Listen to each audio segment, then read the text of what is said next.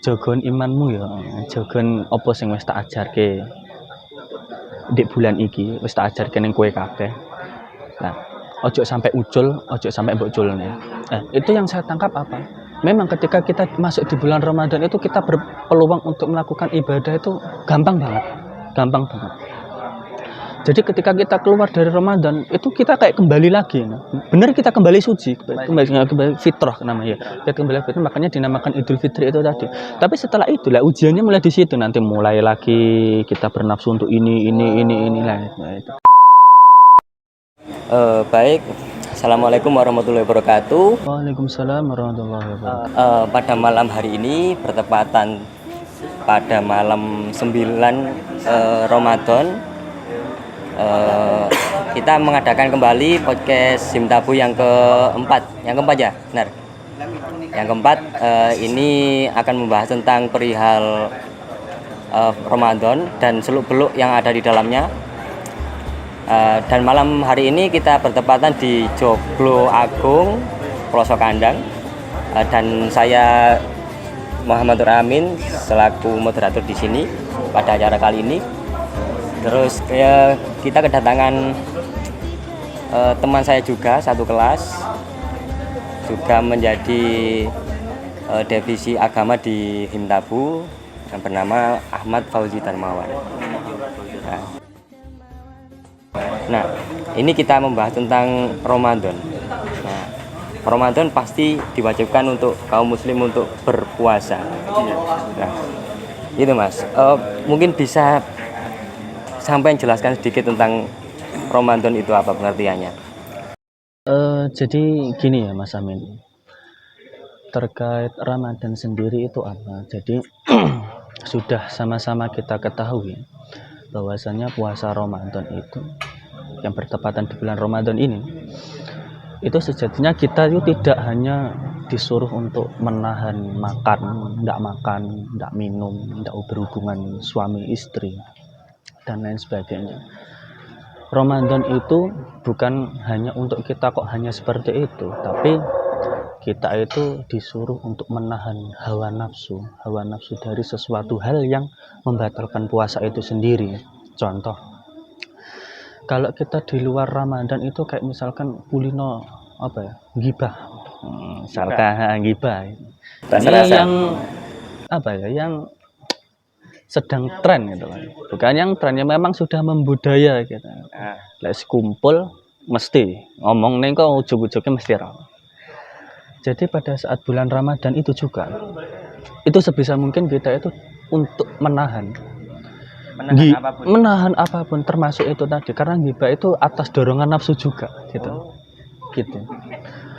Terus ketika Ramadan juga kita itu di dalamnya itu banyak sekali pahala-pahala yang fadilahnya itu berlipat ganda daripada bulan yang lain. Iya, dilipat 10.000 kali lipat ya Mas ya.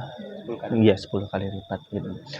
Jadi pada saat Ramadan ini apa ya Mas ya, menjadi ajang yang luar biasa bagi kita, bagi umat muslim, dimana ketika kita sudah bisa berpuasa, kita juga menjalankan apa yang ada di dalamnya.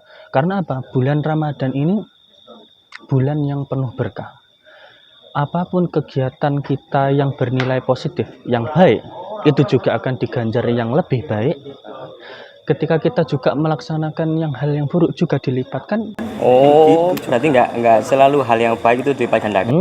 Jadi itu dilipatkan. Maka di bulan Ramadan ini siapapun orangnya, baik kita yang orang yang awam, orang yang tahu akan agama, entah itu ustadz, entah itu kiai dan lain sebagainya, itu juga menganjurkan marilah kita untuk berlomba-lomba untuk berbuat kebaikan di dalam bulan Ramadan ini. Karena eman ketika Ramadan hanya setahun pisan kok tidak dimaksimalkan dengan maksimal itu.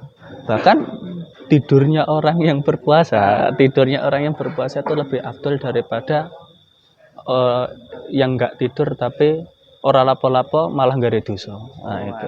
Berarti lu apik turu Mas. mari sahur, habis sahur tidur. Habis sahur sholat dhisik Mas, sholat subuh. Iya. Mari sahur sholat dhisik Mas. Habis sahur sholat subuh, terus tidur. Bangun-bangun udah buka itu enggak apa-apa ibadah. Bangun-bangun traweh. Traweh. Enggak bukan dulu. Bukan dulu. Ya gitu Mas. Oke. Tapi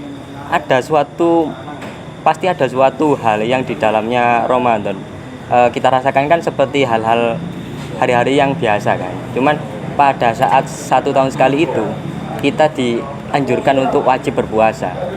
Nah, 1 bulan full, entah itu perempuan ataupun laki-laki. Nah, tapi dari 2 substansi ini kan mereka mempunyai kekurangan dan kelebihan masing-masing. Misal yang laki-laki itu wajib menjalankan puasa kalau nggak ada udzur bepergian.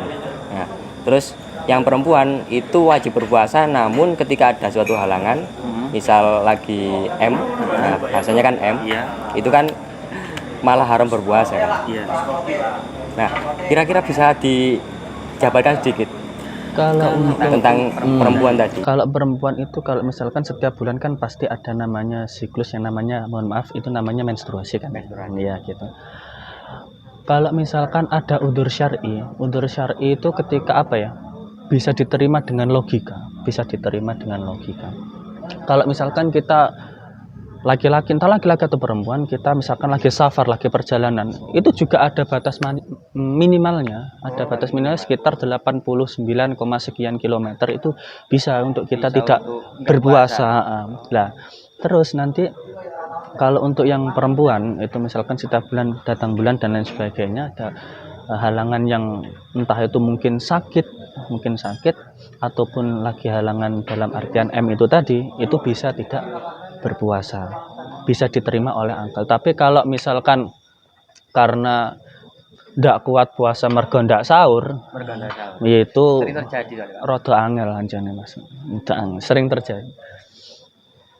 Ya bener ancane ngomongnya aku poso. 10:30 paling nggone Pak To meneng-meneng. Sumber. Ya gitulah. Sampai ada guyonan gini Mas. Ada teman saya kan, saya tanya, "Loh, kamu kenapa nggak puasa?" "Soalnya aku nggak terawih." Terus ditanya besoknya, saya tanya lagi, "Loh, kenapa kamu nggak terawih?" "Soalnya aku nggak puasa." Nah, kadang-kadang kan suatu kewajiban bisa dipelesetkan. Terawih itu bukan wajib loh Mas. Bukan wajib.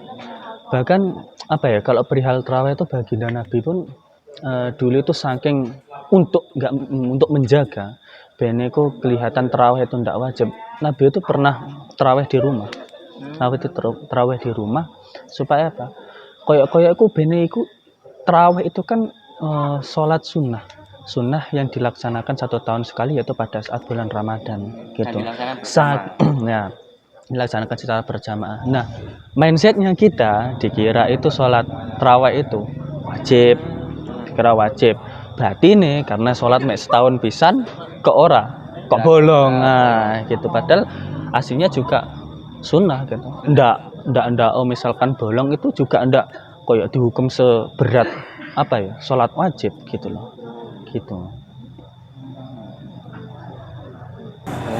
Berarti yang pada 1 tahun ini diambil 1 bulan yang paling penting, yakni puasa Ramadan. Iya, 1 bulan kan estimasi puasanya kadang 30 hari, kadang beberapa tahun sekali ada yang 29. Nah, itu ketika ini ada suatu permasalahan. Ada yang bertanya minggu lalu, itu orang-orangnya dari luar Tulungagung ya, ini kan Tulungagung. Nah, misal dari Surabaya ke Tulungagung itu menempuh jarak sekitar beberapa kilo lebih, 80 pastinya. Dari Surabaya. Dari Surabaya ke Tulungagung lebih Mas. Nah, tapi pada suatu saat dia itu kesini nggak seperti dulu kan, jalan kaki naik unta. Nah, sekarang kan bisa naik kereta, naik sepeda dengan kecepatan yang beberapa kilometer. Nah, itu kan dari jarak Surabaya ke Tulungagung itu kan hanya 2 jam 3 jam 4 jam lah katakanlah. Nah, itu pun dia mengambil ruso yang nggak diwajibkan puasa tadi. Apakah itu boleh? Mungkin bisa dijabarkan. Kalau misalkan untuk kalau kita ambil boleh, enggak juga enggak apa-apa. Karena dulu nas itu dibuat ketika memang zaman belum semaju sekarang gitu loh. Zaman belum semaju sekarang. Kalau misalkan sekarang, kalau misalkan sini ke Surabaya dengan kereta menempuh sekitar 2 sampai 3 jam, kalau kita kuat untuk berpuasa, ya kita Ya, berpuasa. Tapi kalau ngambil rusuh boleh? Enggak apa-apa. Oh, enggak apa-apa. Enggak apa-apa gitu. Soalnya kadang gini mas, seseorang yang lebih paham tentang fikih, entah itu kaidah, usul fikih maupun fikihnya yang sudah matang kan fikih. Nah itu kadang sudah paham, dia membolak-balikan fakta. Gimana? Nah, misal itu tadi, aku dari Surabaya kok. Terus? Pas bulan puasa UTW ke Tulungagung, berangkat ke Tulungagung. Nah akhirnya pada suatu saat teman-temannya pada puasa. Nah, dia membawa bekal sendiri dan dimakan di situ dengan dalih bahwa dia paham atas usul fikih kaidah fikih dan waktu estimasi perjalanannya melebihi 80 km. Nah, itu kan sering terjadi sekarang, membolak-balikan fakta gitu. Tapi setidaknya kita itu menghormati ya mas ya. Kalau misalkan kita berempat, misalkan lagi dari Surabaya ke Tulungagung, lelek koncone sing 3 iku mang poso, ya setidaknya kita itu menghormati bagaimana misalnya awak dhewe mengambil rusuh yang kita tidak puasa itu tadi, yo ngalih nandi gitu ya. Nah, ojo awur karo kancane. Kancane sing kadung niat tenanan ki mesakne lemes. Lemes walian. Rodok soro. Panas-panas. Heeh. Terus ada gini lagi mas, ketika tidur tadi ya, kita bahas ke tidur pada waktu Ramadan, yang dimana lebih baik tidur dari habis subuh sampai buka. Katakanlah nggak ada yang nangeni, nggak ada yang bangunin. Nah, itu sampai buka. Lah buka baru dibangunin temennya untuk berbuka bareng. Nah itu kan dia melewati duhur asar. Terus dia menjustis bahwa aku loh gak diuga.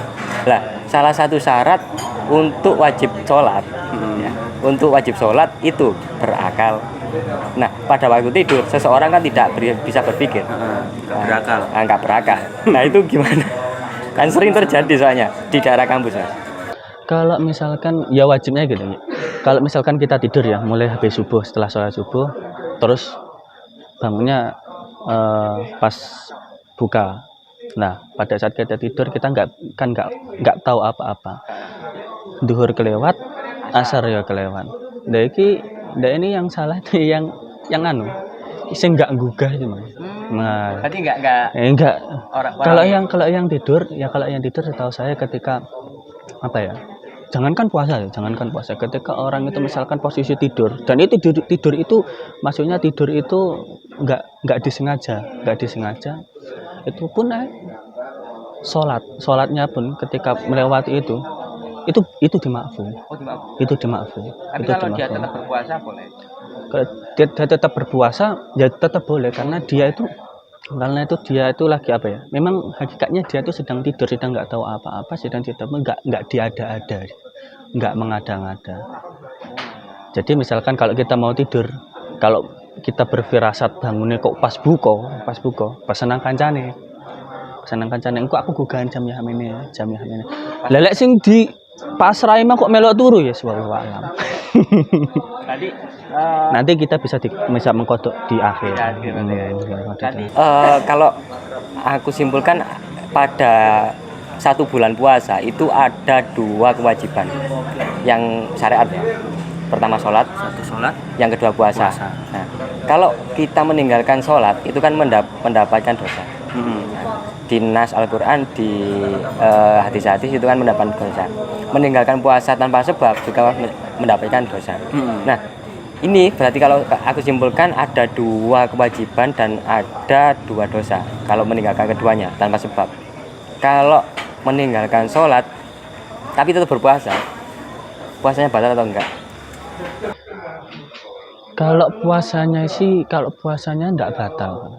Kalau sebab-sebabnya membatalkan puasa itu kan satu, berhubungan suami istri di waktu yang wajib, itu. Yang kedua tuh makan minum dengan sengaja. ketiga itu muntah, kalau yang keempat dan kelima itu apa gitu saya lupa. Itu kalau misalkan kita meninggalkan salat, puasanya kita nggak batal, tetap kita cuman kita mendapatkan dosanya itu tadi, kita meninggalkan dosa tidak sholat. Apalagi pas nggak turu disengaja gara-gara pusreng nggak sholat, nah itu tambah double itu. Parah itu. Siklus sosial kampus ya, kampus kita kan sementara ini di UIN, lingkupnya UIN, sering terjadi mas, gitu. Jadi suatu problem seperti itu sering dilakukan dan dinormalkan oleh orang-orang. Sebenarnya kalau membahas masalah sholat mas, sholat itu bagi kita orang yang tahu itu sebenarnya bukan lagi ranah kewajiban, tapi itu masuk ke ranah kebutuhan. Kita hidup di dunia, kita membutuhkan Gusti Allah gitu kan. Kita membutuhkan juga, bukan Gusti Allah yang membutuhkan kita. Kalau orang awam untuk memancing bagaimana lebih tekun dalam beribadah, dalam artian ini sholat, itu bisa dikatakan sebagai kewajiban untuk mendorong mungkin. Tapi bagi kita yang sudah tahu, sholat itu merupakan sebuah kebutuhan. Ibarat kita itu sedang makan, kayak satu hari kita nggak makan ya lemes. Nah, sholat itu kalau di dalam satu kitab, saya pernah mendengarkan itu di kitab Al-Adhkar kalau nggak salah, kalau nggak di Bulunggul Maram, itu sholat itu sebagai kebutuhan rohani kita. Sholat itu sebagai kebutuhan rohani. Kalau jasmani kita seperti makan, minum, dan lain-lain. Kalau rohani itu seperti kita sholat, wiridan gitu. Nah, jadi kita itu sebagai kebutuhan, karena kita hidup itu membutuhkan Tuhan, maka ya kita sholat. Iya, sholat, bukan Tuhan yang membutuhkan kita. Ngapain Tuhan membutuhkan kita? Jadi ketika kita mengetahui suatu hal tadi, kita secara tidak langsung mendapatkan kewajiban, nggak mewajibkan diri kita mendapatkan. Makanya kan pertama kita mengerti, yang pertama kita Islam, terus kan itu juga mengikuti dari kedua orang tua kita. Terus di samping itu kita berkembang kan juga mempelajari apa itu Islam. Terus akhirnya kita mendapatkan suatu pengetahuan bahwa ini wajib dan nggak bisa ditinggal oleh kamu sendiri. Oh gitu kan? Iya seperti itu. Kewajiban itu ketika kita tinggalkan, ya semuanya kita sudah tahu. Kewajiban kalau kita laksanakan, kita akan mendapatkan pahala, dan pahala itu sifatnya itu abstrak, nggak terlihat, tapi itu ada. Tapi ada itu nggak bisa mungkin pahala itu bisa diriwetkan kepada kita itu nggak langsung hari ini, enggak, mungkin besok, mungkin minggu depan, mungkin bulan depan, mungkin tahun depan. Kalau nggak tahun depan, mungkin suatu saat kita kembali di akhirat nanti gitu. Totalan yang buri. Terus mas, dalam satu bulan puasa, mulai tanggal 1 puasa, kemarin tanggal 22 kalau nggak salah 23 puasa kan, terus berakhir pada April akhir tanggal 23 juga, 1 bulan.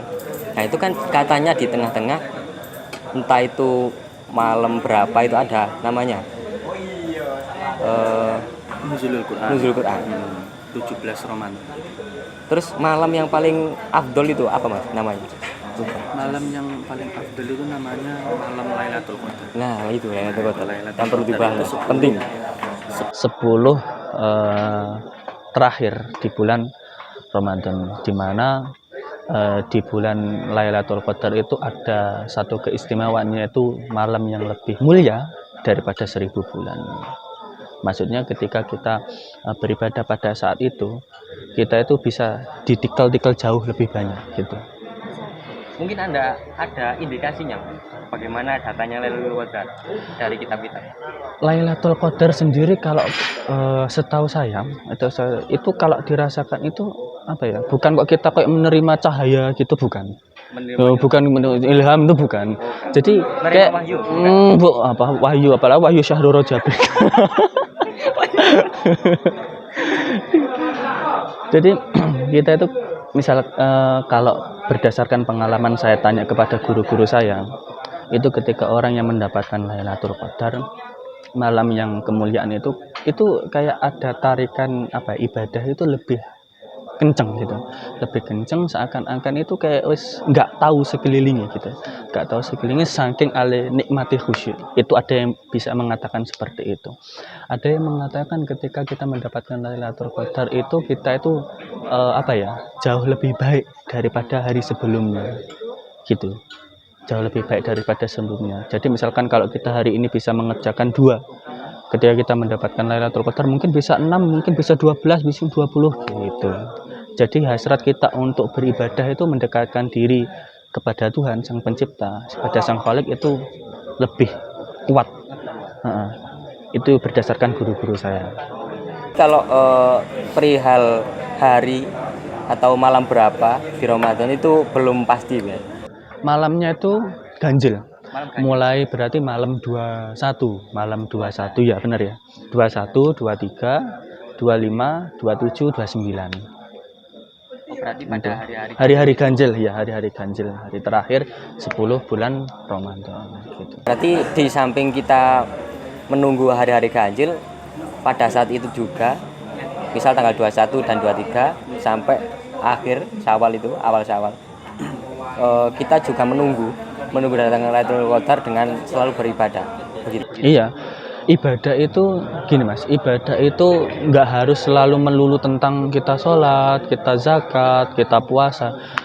Ibadah itu bisa dikasih pengertian sesuatu hal semuanya secara universal yang kita lakukan itu kita niati baik, walaupun kita menyumbangkan sedekah ke orang 100 rupiah pun, kalau gitu kita niati ikhlas, kita niati lillah ta'ala, itu bisa menjadi tabungan ibadah juga gitu. Jadi semuanya, jadi ketika kita melakukan hal yang baik, diniati yang baik juga, itu juga bernilai ibadah ya.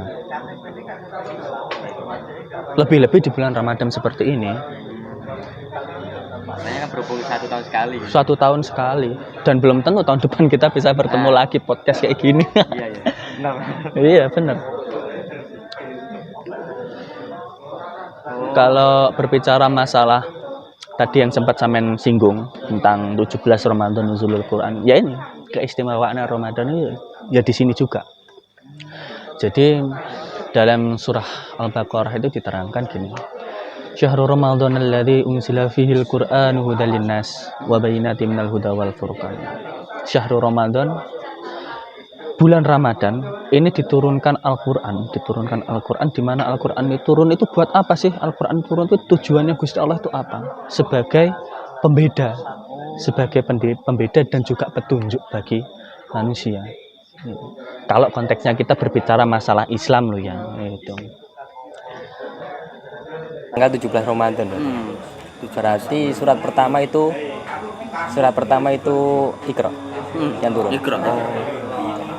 Pertama itu kalau nggak salah saya pahami itu Iqra itu 5 ayat. 5 ayat. Iya, 5 ayat. Kemudian ada perkembangan entah itu dari latar belakang apa, kemudian menjadi 19 ayat gitu.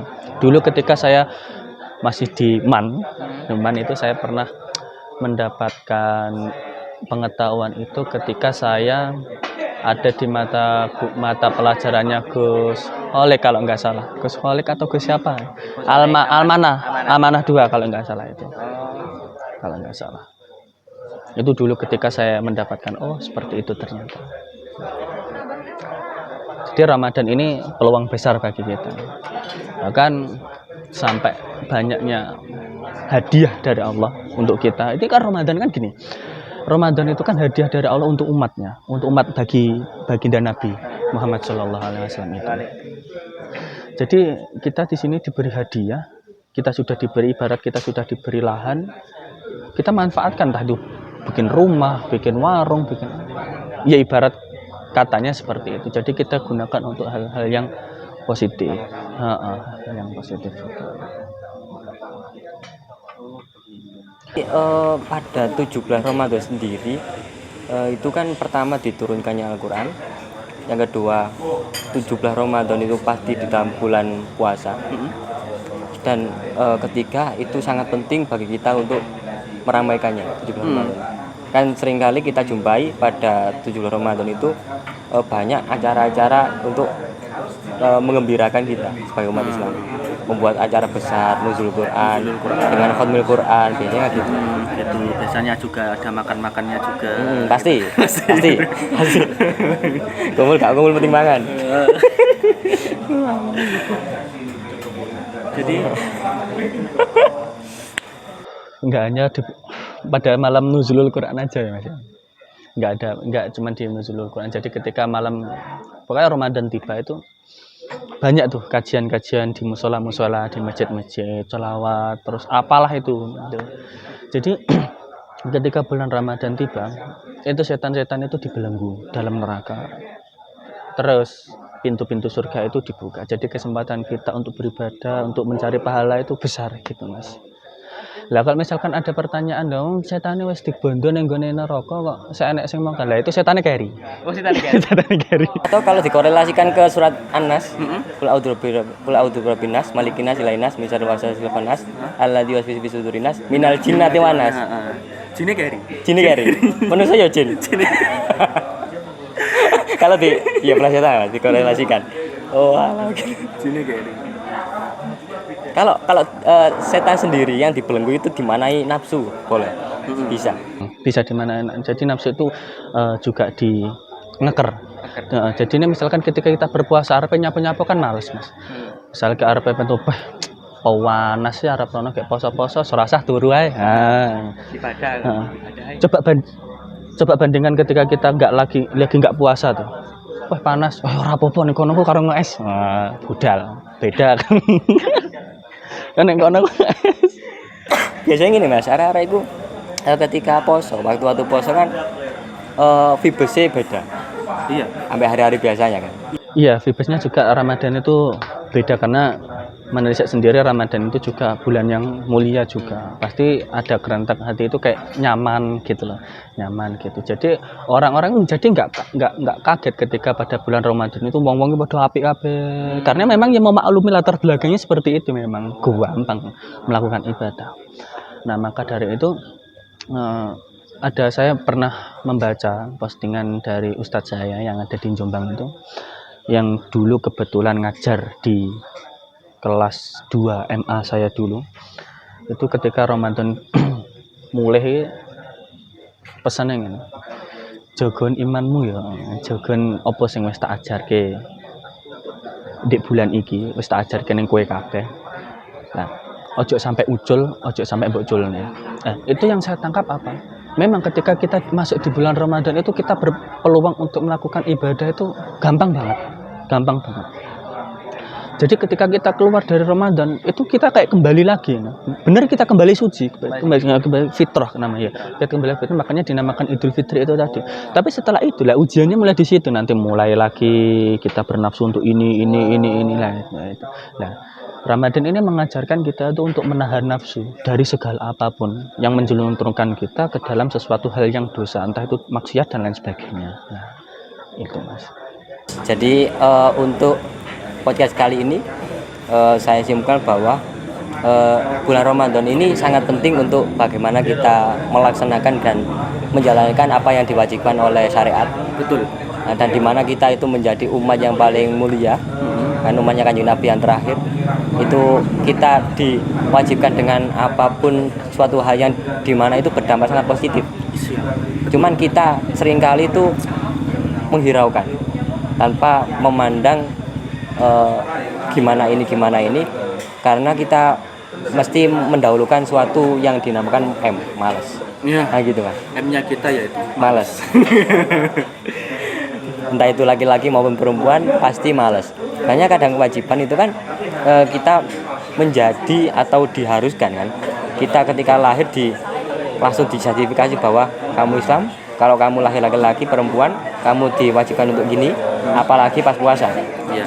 Diwajibkan untuk 1 bulan full tanpa ada celah, gitu Mas. Kecuali ada udzur syar'i. Oke. Oh baik, mungkin itu Mas yang bisa saya tanyakan ke sampean tadi, dan terima kasih untuk waktunya bisa bergabung untuk melaksanakan podcast kita yang keempat. Mungkin sampean sendiri gimana? Udah pernah mokel berapa kali? Alhamdulillah win rate saya 100. 100. Win rate saya 100. Tapi kalau terawih kan sudah. Tapi kan sunnah. Tapi untuk puasa alhamdulillah. Ya, saya minta doanya full. Iya, amin. Ya, kita semua full. Kita berdoa sama-sama. Ya mungkin itu yang dapat saya sampaikan, Mas. Dan terima kasih atas waktunya. Mungkin ada kata-kata atau quotes terakhir untuk teman-teman atau dulur-dulur kita yang tabu pada bulan puasa ini. Kepada dulur-dulurku himtabu tetep poso Mas yo angel. Mergane setahun pisan masuk latene enggak poso. Eman-eman. Dah gitu. Iya. Dan untuk podcast Himtabu kali ini kita setelah menjalankan apa yang menjadi kewajiban kita pada bulan puasa, dan tunggu di podcast-podcast yang akan datang dengan podcast yang mengusung tema-tema yang akan datang dengan tema-tema, dan itu menjadikan kita saling sharing, tanya jawab, suatu permasalahan akan dikupas di sini. Nah, untuk itu saya ucapkan terima kasih untuk yang melihat, dan terima kasih untuk Mas Fauzi. Siap, sama-sama Mas. Gus Fauzi ini Gus Fauzi. Nah, mungkin itu dari saya. Assalamualaikum warahmatullahi wabarakatuh. Waalaikumsalam warahmatullahi wabarakatuh.